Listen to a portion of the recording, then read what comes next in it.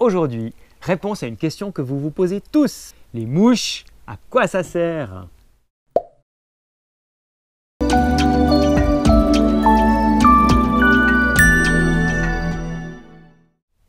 Bon, après 2 minutes nature à la montagne, il est temps que je vous donne des nouvelles du martinet Franco, héros de la Minute Nature numéro 48.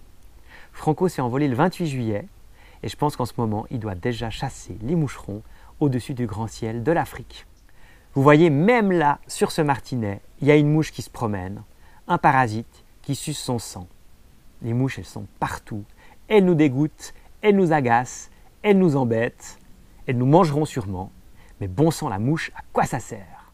Réponse numéro 1. Sur la planète Terre, les mouches pèsent lourd, très très lourd.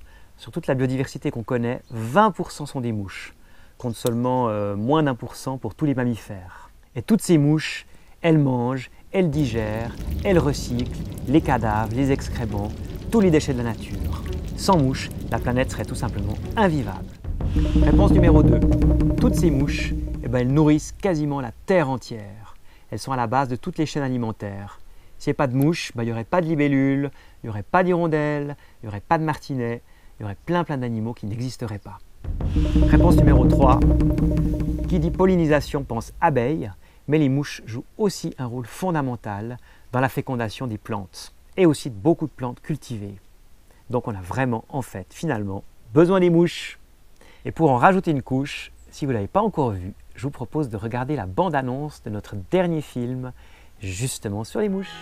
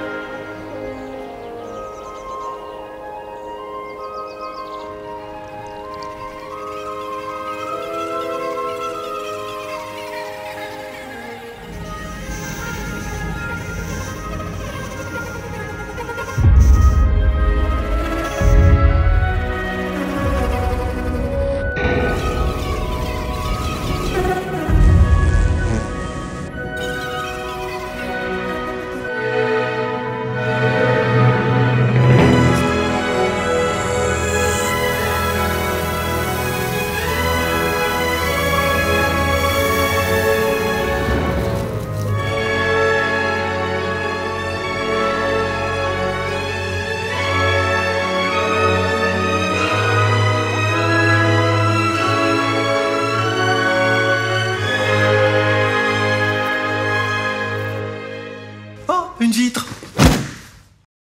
En fait, les mouches, elles ont plein d'histoires extraordinaires à nous raconter. Démonstration dans ce film, sur DVD, mais aussi dans le dernier numéro de La Salamandre, Pourquoi la mouche, et aussi de La Salamandre Junior, Moi, mouche et méchante. Bon, pour la petite salamandre, on s'est dit qu'on n'allait pas abuser. Pour cette fois, on parle du flamme rose. Et tout ça, vous pouvez le découvrir sur le lien à droite de votre écran.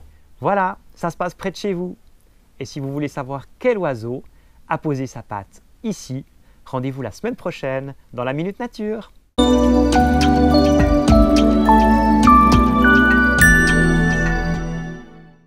Le résultat, il est complètement psychédélique, mais c'est ce que je voulais aussi. Je voulais faire un peu tourner l'image. Je voulais des couleurs pas du tout naturelles. C'est comme ça qu'on a commencé à mettre des colorants dans la gélose, à travailler sur des lumières violettes, rouges, bleues, et puis de s'amuser un petit peu avec.